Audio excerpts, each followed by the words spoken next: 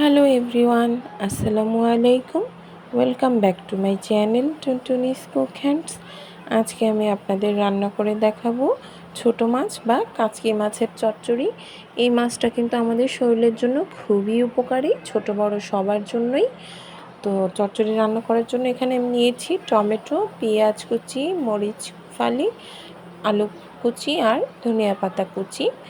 আর লাগছে আমাদের বাটা মশলা। এখানে আমি আদা রসুন বেটে নিয়েছি।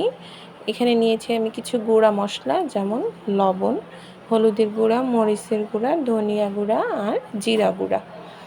এই তো আমার সকল উপকরণ রেডি। আর সবচাইতে আমাদের প্রধান উপকরণ হচ্ছে এই তো কাচকি মাছ। এখানে আমি 250 গ্রাম কাচকি মাছ নিয়েছি, খুব ভালো করে কেটে ধুয়ে বেছে নিয়েছি।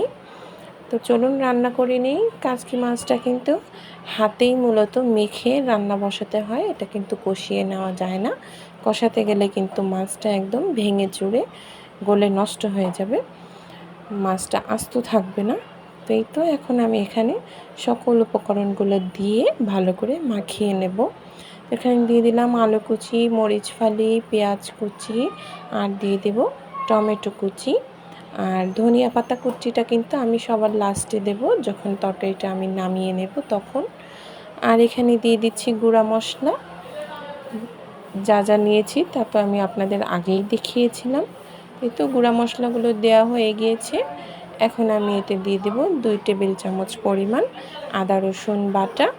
সবগুলো উপকরণ দেওয়া হয়ে গেলে আমি এটা কিন্তু আলতো হাতে মেখে নেব। এখানে কিন্তু কোনো জোর দিয়ে বা প্রেশার দিয়ে মাখিয়ে নেওয়া যাবে না, তাহলে কিন্তু মাছগুলো একদম গলে যাবে।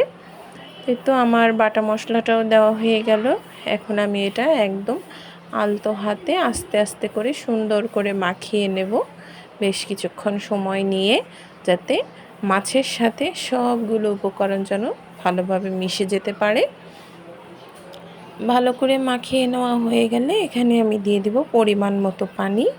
এখানে কিন্তু একটা কথা আছে, পানিটা কিন্তু খুব বেশি দিতে যাবেন না, তাহলে কিন্তু মাছটা একদম গলে যাবে, অতিরিক্ত পানি হয়ে যাবে।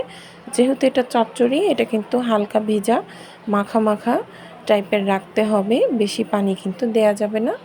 তো এই তো দেখুন আমি হাতটা ধুয়ে নিলাম, কারণ হাতে তো মশলাগুলো ছিল। তো মাখিয়ে নেওয়া হয়ে গেলে এখানে আমি একটা কড়াইতে কিছুটা তেল দিয়ে দিয়েছি। আর এখন এখানে দিয়ে দিব এই মাছ মাখানোটা। তো এই তো আমার সকল উপকরণ দিয়ে আমি মাছটা মাখিয়ে নিয়েছি, আর বাকি ছিল তেল। কড়াইতে আমি তেলটা দিয়ে ব্যাস মাছটা মাখিয়ে এটা বসিয়ে দিলাম। এই পর্যায়ে কিন্তু গ্যাসের ফ্লেমটা একদম হাইতে রাখবেন, ভালো করে বলক আসা আগ পর্যন্ত এটা কিন্তু হাইতেই রাখতে হবে। যখন পানিটা শুকিয়ে আসবে তখন কিন্তু আমরা এটার গ্যাসের ফ্লেমটা একদম লোতে রাখব। তো দেখুন আমার পানিটা কিন্তু অনেকটা শুকিয়ে এসেছে, আপনারা দেখেই বুঝতে পারছেন।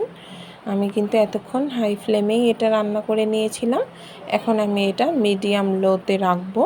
পানিটা কিন্তু অনেকটাই শুকিয়ে এসেছে। আমি এটা কিন্তু খুব জোরে নাড়া দেওয়া যাবে না, এরকম আলতো হাতে আস্তে আস্তে করে নেড়ে নেব। আমার তরকারিটা কিন্তু প্রায় হয়ে এসেছে। এখন আমি এটা নামিয়ে নেব। নামানোর আগে আমি কিছুটা ধনিয়া পাতা উপরের থেকে দিয়ে একটু 2-3 মিনিট ঢাকনা দিয়ে ঢেকে দেব, যেহেতু এখানে আলু দিয়েছি, আলুটা কিন্তু একটু শক্ত।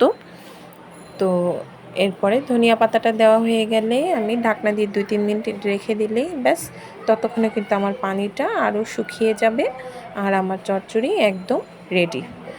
আশা করি আপনাদের কাছে ভিডিওটা ভালো লেগেছে। ভালো লাগলে প্লিজ আমার চ্যানেলে লাইক, কমেন্ট, শেয়ার এবং সাবস্ক্রাইব করে দেবেন।